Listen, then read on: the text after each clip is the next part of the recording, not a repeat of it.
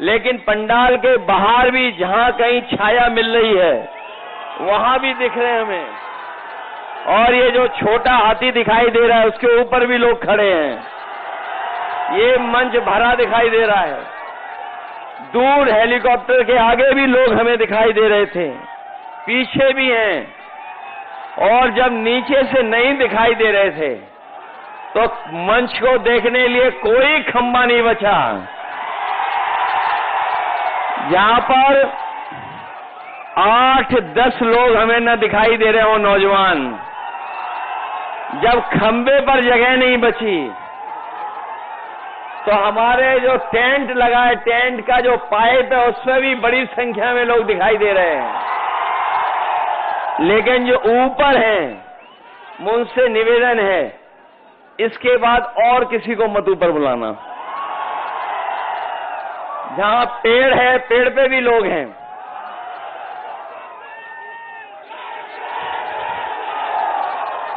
ये समर्थन न केवल जीत दिलाने जा रहा है बल्कि रिकॉर्ड मतों से राजीव राय जी को जिताने जा रहा है।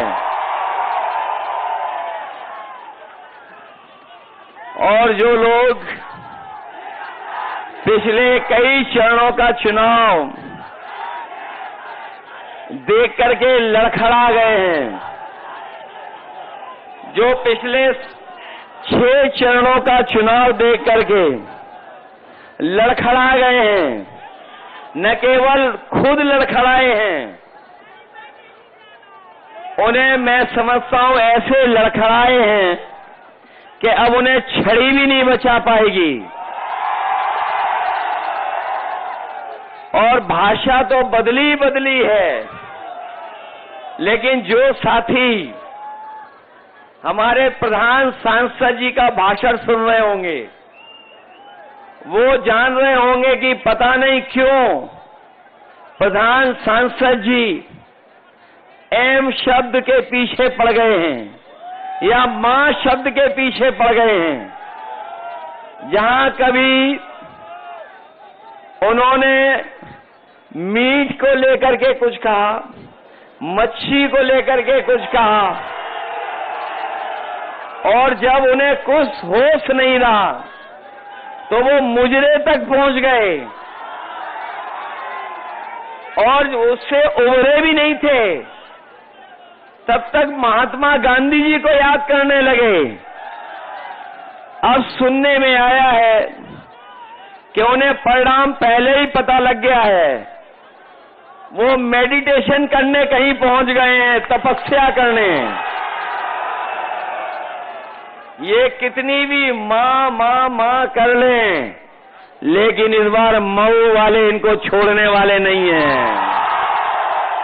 और देख लेना, जब परिणाम आएगा तो यही कहेंगे कि उनकी तपस्या में कोई कमी रह गई थी। जो लोग 400 पार का नारा दे रहे थे, याद है कि नहीं याद है?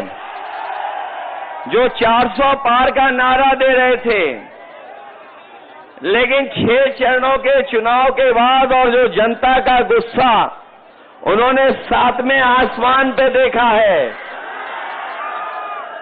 तब से 400 पार नहीं 400 हार याद आ रही है उन्हें। और 400 पार का जो नारा दिया था उसको हम लोग बाद में समझ पाए। हमारे साथी जानते होंगे, कुछ लोकसभा के बारे में जो गिनती है, जो लोकसभा के सांसद हैं वो लोकसभा में 543 बैठते हैं। और अगर ये बीजेपी वाले 400 पार की बात कर रहे थे तो बताओ 543 में 400 पार कितनी सीटें हैं? 100। इस बार इन्हें 143 भी नहीं मिलेंगी। इस देश की जो 140 करोड़ की जनता है वो इन्हें 140 सीटों के लिए भी तरसा देगी। और इसलिए तरसाएगी क्योंकि इस बार इन्होंने किसानों को धोखा दिया, नौजवानों को धोखा दिया, हमारी माताएं बहनों को धोखा दिया। इस बार इन पर ये तीनों लोग मिलकर के वार करने जा रहे हैं, त्रिकोणी वार होने जा रहा है। हमारा किसान तो पहले से ही दुखी नाराज है इनसे, क्योंकि इन किसानों को कहा इन्होंने कि आय दोगुनी हो जाएगी। मुझे सुनने में आया है कि देश के प्रधानमंत्री, देश के गृह मंत्री, मुख्यमंत्री और जिनको कोई नहीं जानता वो उप मुख्यमंत्री कई बार आए हैं यहां, कई बार आ गए हैं और उन्हें पता है कि घोसी का परिणाम क्या था। उन्हें जब घोसी का परिणाम पहले ही पता है तो सोच लिए क्यों आ रहे थे वो इसलिए आ रहे थे कि आप अपने वोट के दिन सावधान रहना।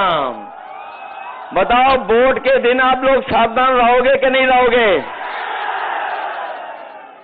जहां इन्होंने किसानों को धोखा दिया था, वहीं हमारे नौजवान जानते होंगे कि एक एक नौजवान को इन्होंने जब कभी परीक्षा देने गया तो इन्हें धोखा मिला है। कोई परीक्षा ये सरकार नहीं करा पाई। जब भी परीक्षा हुई, इस सरकार में पेपर लीक हो गया और पता नहीं कहां पर लीक है जो अभी तक सरकार लीकेज नहीं रोक पाई है। बताओ, पेपर लीक हुए कि नहीं हुए?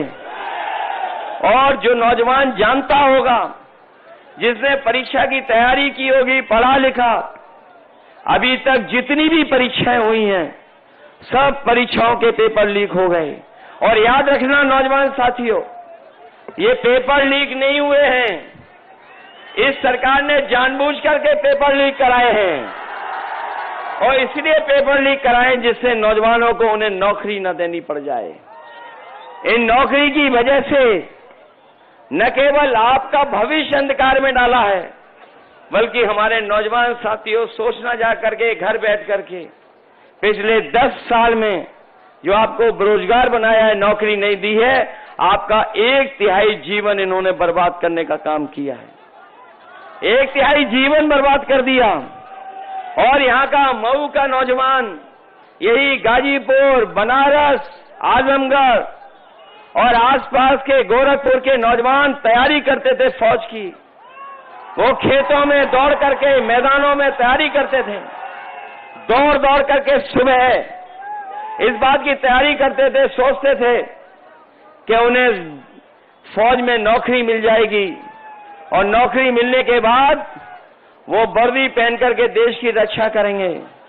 लेकिन इस सरकार ने ये जो आधी अधूरी नौकरी की व्यवस्था की है, जो अग्निवीर वाली व्यवस्था की है, हमारा नौजवान जानता होगा, ये जो अग्निवीर व्यवस्था है, इसमें न पक्की नौकरी मिलनी है, न नौकरी अगर मिल भी गई और फौज में अगर चले भी गए और अगर शहीद हो गए तो न केवल आपको धोखा मिलेगा वहां पर, न शहीद का दर्जा मिलेगा, न सुविधाएं मिलेंगी और आपको कोई सम्मान भी नहीं मिलेगा। इसलिए समाजवादी पार्टी और इंडिया गठबंधन अपने नौजवानों को कह के जा रही है कि जब कभी भी सरकार बनेगी 4 तारीख को ये अग्निवीर व्यवस्था हमेशा हमेशा के लिए खत्म हो जाएगी और पहले जैसी नौकरी जहां पर पक्की वर्दी पहनने को मिलती थी, पक्की नौकरी मिलती थी, वही व्यवस्था लागू करेंगे। और न केवल व्यवस्था लागू करेंगे बल्कि हम लोग तमाम नौजवानों को जिनकी भर्ती छूट गई है, उम्र की भी छूट देंगे, संख्या भी बढ़ाएंगे, जिससे ज्यादा से ज्यादा लोगों को, नौजवानों को नौकरी मिल जाए और वर्दी पहनने को मिल जाए। साथियों, आज हम अपने खाकी वर्दी पहने वाले भी साथियों को देख रहे हैं, जैसे हमारा आपका पसीना निकल रहा है, इनका भी पसीना निकला जा रहा है और ये भी चिंता में हैं कि अभी तो फौज की नौकरी हुई है 4 साल की, ये बीजेपी वाले कहीं आ गए तो हो सकता है खाकी वर्दी पहनने वालों की भी नौकरी 3 साल की कर दें। इसलिए हम इन्हें अपने खाकी पहनने वालों को भी सावधान करने आए हैं। जब ये बात मैं कहता हूं तो ये पत्रकार साथी पूछते हैं हमसे कि बताओ कैसे हो जाएगी ये हमारे खाकी वर्दी पहनने वालों की, तो मैं उन्हें जवाब में कहता हूं कि बताओ अभी तक जो बीजेपी ने फैसले लिए हैं, क्या आपको पता था वो ऐसे फैसले ले लेंगे? क्या आपको पता था कि रेलवे स्टेशन बेच देंगे? क्या आपको पता था ट्रेनें बेच देंगे? क्या आपको पता था हवाई अड्डे बेच देंगे? क्या आपको पता था कि हवाई जहाज बेच देंगे? क्या आपको पता था कि इलाहाबाद बैंक बिक जाएगी? क्या आपको पता था कि सरकारी नौकरी संविदा पे चली जाएंगी? क्या आपको पता था कि बोरी से चोरी हो जाएगी? क्या आपको पता था कि जीएसटी लगा देंगे और सब महंगा कर देंगे? क्या आपको पता था कि डीजल पेट्रोल महंगा हो जाएगा? क्या आपको पता था कि आधी रात नोटबंदी हो जाएगी? तो जब नहीं पता था और नहीं पता था अग्निवीर का, तो हो सकता है बीजेपी वाले खाकी वर्दी पहनने वालों की भी नौकरी 3 साल की कर दें। इसलिए हम इन्हें भी सावधान करने आए हैं। बताओ बोरी से चोरी हो गई कि नहीं हो गई? पहले कितने किलो की चोरी हुई और फिर कितनी हो गई? हो गई 10 किलो की चोरी। और हम तो कई बार कह चुके हैं ये बोरी की चोरी बीजेपी वाले पार्ले ही बिस्किट पैकेट से सीख के आए हैं। जिन्होंने कभी बाजार में देखा होगा, पहले बिस्किट का पैकेट कितना बड़ा आता था? बताओ इतना बड़ा आता था कि नहीं आता था? और जैसे जैसे महंगाई बढ़ी और उन्होंने मुनाफा कमाना शुरू किया, बताओ बिस्किट पैकेट कितना छोटा हो गया? बताओ 5 बिस्किट का पैकेट हो गया कि नहीं हो गया? ये लोग आ गए तो हो सकता है 1 बिस्किट वाला पैकेट मिले। मैं देख रहा हूं ये टैटू गैंग बिस्किट का पैकेट दिखा रहा है। अभी तो 5 का हुआ है, खोल के देखो कितने का है। अभी तो 5 का हुआ है, आने वाले समय में 1 का हो जाएगा। बताओ आपके गैस का सिलेंडर कहां पहुंच गया? और ये नौजवान हमारे जो मोटरसाइकिल खरीदते थे, पहले कितने की आती थी और आज कितने की आ रही है? 1 लाख हो गई कि नहीं हो गई? और याद कीजिए, जब चुनाव था 2022 का, तो ये राशन में क्या क्या दे रहे थे आपको? राशन में दाल दे रहे थे, चना दे रहे थे, रिफाइंड तेल दे रहे थे, नमक दे रहे थे। और बताओ आज क्या दे रहे हैं राशन में? राशन में भी कटौती हो गई कि नहीं हो गई? इसलिए समाजवादी पार्टी और कांग्रेस और इंडिया गठबंधन ने तय किया है कि अपने गरीबों के लिए भरपेट भोजन हो जाए पूरे परिवार को, इसलिए राशन को बढ़ाने का काम करेंगे, गुणवत्ता अच्छा करेंगे। और जिस तरीके से संपन्न लोग आजकल बाजार में पैकेट का आटा खरीद रहे हैं, जो गुणवत्ता में अच्छा है और पौष्टिक भी है, तो हम अपने गरीब परिवार के लोगों को भरोसा दिला के जा रहे हैं। जहां राशन बढ़ेगा, मात्रा बढ़ाएंगे, गुणवत्ता ठीक करेंगे और पैकेट के आटा के साथ साथ आपको डाटा भी फ्री देने का काम करेंगे। आटा आपके स्वास्थ्य को बेहतर रखेगा और डाटा आपको आपके मोबाइल चलाने के काम आएगा और उससे जानकारी हासिल कर लोगे। जो पढ़े लिखे नौजवान हैं वो नौकरी ढूंढ लेंगे, ऑनलाइन पढ़ाई भी कर लेंगे और कोई जरूरत होगी, जानकारी हासिल करना चाहेंगे तो बताओ हासिल कर लोगे जानकारी कि नहीं कर लोगे? इसलिए राशन के साथ साथ पैकेट का आटा जो पौष्टिक होगा, आटा के साथ डाटा भी फ्री देने का काम करेंगे। याद होगा समाजवादी साथियों ने लैपटॉप दिया था, और जहां लैपटॉप मिला होगा जिन साथियों को, वो अभी भी चल रहा होगा, और जिनके परिवार में वो पहुंचा होगा, जब ऑन करते होगे तो नेताजी और हम लोग ही दिखाई देते हों, लेकिन उसकी भी इन्होंने नकल कर ली। बताओ नकल कर ली कि नहीं कर ली? हम लोगों ने दिया था इतना बड़ा लैपटॉप, इन्होंने कितना दे दिया? और इतना रद्दी दिया है कि उंगली घिसते रहो, चलता ही नहीं है। बताओ सब व्यवस्था खराब कर दी कि नहीं कर दी? समाजवादियों ने एम्बुलेंस दी थी, एम्बुलेंस भी अब नहीं पहुंचती गांव, और जो 100 नंबर वाली गाड़ी दी थी, जो अब 112 कर दी, और जब से 100 से 112 की है सरकार ने, हमारे पुलिस के भाइयों को लगता है कि उन्हें भी रेट बढ़ा लेना चाहिए। बताओ रेट बढ़ा लिया कि नहीं बढ़ा लिया?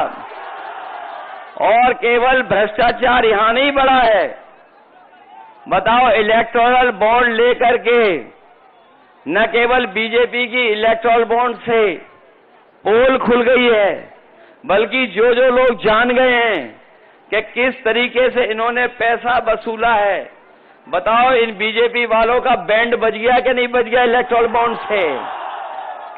और जहां इन्होंने बड़े बड़े लोगों से लिया पैसा, लेकिन इन्होंने उन्हें भी नहीं छोड़ा, वैक्सीन वालों को। याद है आपको, और हमें सबको वैक्सीन लगवा दी, कोई बचा तो नहीं जिसको वैक्सीन न लगी हो, सबको वैक्सीन लगवा दी।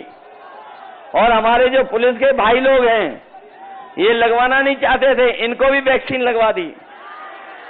और बताओ वैक्सीन लगने से जान को खतरा हो गया कि नहीं हो गया? और सुनने में आया है कि जिन्होंने वैक्सीन लगवा ली है उन्हें बीमारी होने जा रही है, न केवल बीमारी बल्कि हार्ट अटैक भी हो रहे हैं। बताओ ये व्यवस्था की बीजेपी ने कि नहीं की? और सच्चाई तो ये है कि आज सब दवाई महंगी हो गई हैं। जो बुखार 500 mg गोली खाने में ठीक हो जाता था, आज 650 डोलो गोली खानी पड़ रही है। बताओ दवाइयां महंगी कर दी कि नहीं कर दी? और जिस कंपनी ने वैक्सीन लगाई थी, अब वही कंपनी कह रही कि हम वैक्सीन वापस ले लेंगे। कोई बता दे हमें, जो शरीर में वैक्सीन लग गई हो वो शरीर से वापस कैसे आएगी? कोई व्यवस्था है इसकी कि शरीर से वापस ले लेंगे? बताओ ये झूठ बोलते हैं बीजेपी वाले कि नहीं बोलते हैं झूठ? इसलिए इस चुनाव में आप लोग सावधान रहेंगे कि नहीं रहेंगे? समाजवादियों ने बहुत काम किए थे, आपको याद होगा। जहां किसानों को सुविधा दी थी, वहीं हमारे बुनकर भाई भी जानते होंगे कि सरकार में नेताजी ने और समाजवादियों ने उनको बहुत सुविधा दी थी और फ्लैट रेट पर उन्हें बिजली मिलती थी।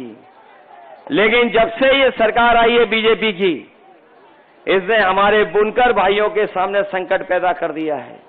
हम अपने तमाम बुनकर भाइयों को कह के जा रहे हैं, जब कभी भी सरकार बनेगी तो ना केवल पहले से अच्छी बिजली की व्यवस्था करेंगे, और अगर हमें पैकेज दे करके अगर बुनकर भाइयों की मदद करनी पड़ेगी, क्योंकि आज सबसे ज्यादा संकट में, दयनीय स्थिति में अगर कोई हमारा है तो हमारा सबसे ज्यादा गरीब हुआ है तो हमारा बुनकर भाई हुआ है। इसलिए हम बुनकर भाइयों के लिए जो भी सुविधा देनी पड़ेगी, अगर बिजली की सुविधा देनी पड़ेगी तो बिजली की सुविधा देंगे, उन्हें अगर धागे की रॉ मटेरियल की सुविधा देनी पड़ेगी वो भी देंगे, और अगर बाजार में उनके सामान को खरीदने के लिए अलग से पैकेज की व्यवस्था करनी पड़ेगी तो वो भी देने का काम करेंगे, जिससे हमारा बुनकर भाई भी खुशहाल हो जाए। कम से कम हम लोगों ने गमछा पहन के शुरुआत तो कर दी है बुनकर भाइयों की। और सुना तो ये है कि इतने गमछे बिके जिसकी कोई कल्पना नहीं कर सकता इस बार, और वो भी सबसे ज्यादा लाल रंग में।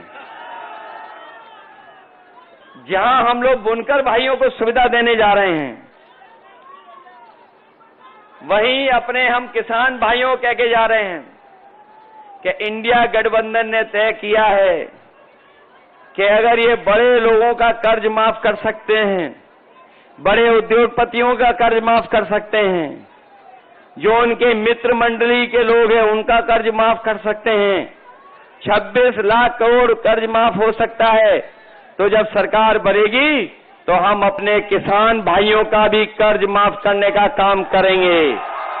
न केवल किसानों का कर्ज माफ करेंगे, बल्कि अपने किसानों की पैदावार को के लिए कीमत मिल जाए, उसके लिए अगर कानूनी अधिकार एमएसपी के लिए देना पड़ेगा तो अपने किसानों को एमएसपी का कानूनी अधिकार दिला करके उन्हें सही कीमत दिलाने का काम करेंगे। जहां हमारा नौजवान नौकरी के लिए दर दर भटक रहा है, परेशान है, सरकारी नौकरी नहीं मिल रही, आरक्षण के साथ खिलवाड़ कर रहे हैं। और मैं कहना चाहता हूं, जो लोग आरक्षण के साथ खिलवाड़ कर रहे हैं, चाहे वो काशी के प्रत्याशी हों और चाहे आपके घोसी के प्रत्याशी हों, जो आरक्षण के साथ खिलवाड़ कर रहे हैं, उनको इस बार जनता छोड़ेगी नहीं, उन्हें सबक सिखाने का काम करेगी। इसलिए अपने नौजवानों को कह के जा रहे हैं कि जो 30 लाख सरकारी नौकरियां खाली हैं, उनको सही तरीके से आरक्षण की व्यवस्था लागू कर करके उन्हें पूरी की पूरी नौकरी देने का काम होगा। वहीं हमारे शिक्षक होंगे, शिक्षा मित्र होंगे, हमारे जो हमारी आशा कार्यकर्ता हैं, जो हमारी आंगनबाड़ी हैं, उनकी हमेशा मांग रही है कि उनका मानदेय बढ़ाया जाए, उनको भी सुविधाएं मिलें। तो हम भरोसा दिलाते हैं कि उनको भी सुविधा देने का काम करेंगे, उनका भी मानदेय बढ़ाएंगे। जहां मानदेय उनका बढ़ेगा, वहीं हमारी मनरेगा की मजदूरी को भी हम लोग प्रतिदिन 450 कर करके अपने मजदूर भाइयों की मदद करने का काम करेंगे। इसलिए मदद करो सब लोग, मदद करोगे सब लोग। जो दूसरे प्रत्याशी हैं, सुना है जब भी कोई आ रहा है तो वो लड़खड़ा करके गिर पड़ रहे हैं, उनको छड़ी भी नहीं मदद कर पा रही है। बताओ, छड़ी मदद कर पा रही है कहीं? लड़खड़ा के कैसे गिर रहे हैं, देखा आपने कि नहीं देखा? और सुना है मैंने, कभी हम लोगों ने गुरु लोगों के सामने उठक बैठक की होगी। ये नए जो राजनीतिक गुरु हैं, जिन्हें वो अपना राजनीतिक गुरु मानते हैं, बताओ उनके सामने उठक बैठक कर रहे थे कि नहीं कर रहे थे? बताओ, जो वोट डलने से पहले उठक बैठक कर रहे हो, तो बताओ बाद में कितनी उठक बैठक करेंगे ये लोग। इसलिए सावधान हो के नहीं हो। ये जो आखिरी समय पे मैनेजमेंट करते हैं, जो मैनेजमेंट होता है बूथ का, उस पे भी सावधान रहोगे कि नहीं रहोगे? सुना है बीजेपी वाले नई रणनीति बना रहे हैं कि आपको बूथ पे नहीं जाने देंगे। बताओ हमारे मऊ के बहादुर लोगों, ऐसा तो नहीं है कि रोकें तो आप लोग रुक जाओगे? रुक तो नहीं जाओगे आप लोग? और याद है आपने, आपको तो याद होगा, आपको भी याद होगा, घोसी के चुनाव में भी रोकने की कोशिश की थी, लेकिन मैं आपको बधाई देना चाहता हूं कि हमारे बहादुर लोग हैं, एक भी रोका नहीं और अपना वोट डाल के आया था। बताओ, वोट डालेंगे आप लोग? और याद रखना, ये वैक्सीन लगवा करके हमारी आपके जान के पीछे तो पड़े ही पड़े हैं। इन्होंने 400 का नारा देके ये संविधान के पीछे भी पड़े हैं। तो जहां ये चुनाव हमारे आपके भविष्य का है, वहीं ये चुनाव आने वाली पीढ़ी के भविष्य का भी है और संविधान बचाने का भी है। तो बताओ, संविधान बचाओगे कि नहीं बचाओगे? इसलिए साथियों, आपका एक वोट आपके जीवन में बदलाव लाने का काम करेगा। जो हमारे समाजवादी पार्टी के प्रत्याशी हैं राजीव राय, इनके बारे में इनका परिचय देने की जरूरत नहीं है। ये राजीव राय जी लगातार आपके बीच में रह करके सेवा करते रहे हैं और जब कभी भी संकट आया होगा, हमारे जो फंसे हुए मजदूर जो कोपागंज के मलेशिया में फंसे थे, उन मजदूरों को याद होगा जब सरकार ने भी हाथ खड़े कर लिए, बीजेपी ने हाथ खड़े कर लिए, कोई मदद नहीं की। जब कोई सब कुछ उनके हाथ में था, संसाधन हाथ में थे, सरकार थी, जो चाहते सो कर लेते। लेकिन याद रखना, जब जनता को जरूरत थी तब सरकार ने आपकी मदद नहीं की थी। और ऐसा भी समय देखा था, गुजरात से, महाराष्ट्र से, बाहर से जो हमारे काम करने वाले गरीब लोग थे, उन्हें पैदल पैदल अपने घर तक पहुंचना पड़ा था। उस समय अगर किसी ने मलेशिया से मजदूरों को बुला करके और पूरे कोरोना काल में जो सहयोग और मदद करने का काम किया, दवाई से लेकर के सुविधा अगर किसी ने की थी तो राजीव राय करते रहे थे, लगातार आपकी मदद करते रहे थे। इसलिए मुझे पूरा भरोसा है कि जहां आप राजीव राय जी की मदद करने जा रहे हैं, वहीं आप लोग समाजवादी पार्टी की भी मदद करना। बताओ, ये राजीव राय जी समाजवादी पार्टी के प्रत्याशी हैं, इनका चुनाव चिन्ह याद है? और आप लोग तो जानते होंगे कि आप में से बहुत से लोग चाहते थे कि गठबंधन हो जाए। बताओ, गठबंधन हो गया कि नहीं हो गया? बताओ, गठबंधन से ही लोग घबरा गए कि नहीं घबरा गए? और इतने घबराए हैं कि इतने लड़खड़ाए हैं कि इन्हें ये भी मदद नहीं करेगी अब। बताओ, लड़खड़ा गए कि नहीं लड़खड़ा गए? और ये ऐसे हैं, स्वार्थी लोग हैं। बताओ, स्वार्थी लोगों से बचाओगे कि नहीं बचाओगे? पुराने स्टेटमेंट तो याद होंगे। बताओ, बीजेपी के लिए क्या कहते थे ये कि चल सन्यासी मंदिर में। और हमारे साथियों, गूगल करके या यूट्यूब पे गाना सुन लेना। पहली लाइन तो हम और आप लोग कह सकते हैं, दूसरी लाइन तो कोई भी नहीं कह सकता है। सोचिए आप किस किस को धोखा दिए हैं। और ये ऐसे धोखेबाज हैं जो अपने को भी धोखा देंगे, अपने आप को भी धोखा दे रहे हैं। इसलिए ऐसे स्वार्थी लोगों के खिलाफ आप लोग मतदान करने का काम करना, यही मैं निवेदन आपसे करने आया हूं। जहां 4 जून को रिजल्ट आना है, ये तो सब लोग जानते हो कि नहीं जानते हो? रिजल्ट आ रहा है 4 जून को। और 4 जून को बताओ क्या है? मंगल का दिन है, उसी दिन मंगल होना है। बताओ, मंगल होना है कि नहीं होना है 4 जून को? और जो लोग जनता को धोखा दे चुके हैं, गरीबों को धोखा दे चुके हैं, बताओ, पीडीए की ताकत से घबरा रहे हैं कि नहीं घबरा रहे हैं? और इतने घबराए हुए हैं कि इंडिया गठबंधन का नाम भी सही तरीके से नहीं ले पा रहे हैं। जब नाम लेते हैं तो बताओ क्या कहते हैं? बताओ, जिन्हें यही नहीं पता है कि INDI ये इंडिया होता है, इंडी नहीं होता है। इसलिए ऐसे लोगों से सावधान रहोगे कि नहीं रहोगे? लेकिन हम जानते हैं कि अभी जनता का गुस्सा 7वें आसमान का निकलना है 1 तारीख को जब वोट डालोगे। इसलिए वोट डालना आप लोग, मदद करना सब लोग, मदद करोगे सब लोग। ऐसा तो नहीं है कि हम लोग पीछे रह जाएं। घोसी जिताओगे कि नहीं जिताओगे?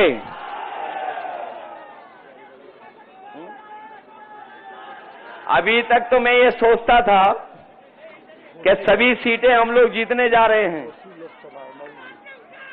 अभी तक तो मैं सोच रहा था कि 1 सीट पर मुकाबला है, सभी सीटें इंडिया गठबंधन जीतने जा रहा है। लेकिन अब तो सुनने में आ रहा है कि जो वो काशी वाली सीट है, वो जो प्रधान सांसद हैं वो भी हारने जा रहे हैं, इसीलिए तपस्या के लिए चले गए हैं। और ऐसे लोग जो गालीबाज हैं, इन गालीबाज लोगों को सबक सिखाओगे कि नहीं सिखाओगे? तो ये मान लें कि घोसी ऐतिहासिक वोटों से जीतेगी, जिताओगे सब लोग? यही मैं आपसे निवेदन करने आया हूं कि राजीव राय जी को एक एक वोट दे करके इन्हें जिताने के साथ साथ रिकॉर्ड मतों से जिताने का काम करना। बताओ, आसपास हम लोग जीत गए कि नहीं जीते हैं? आजमगढ़ जीत गए कि नहीं जीते?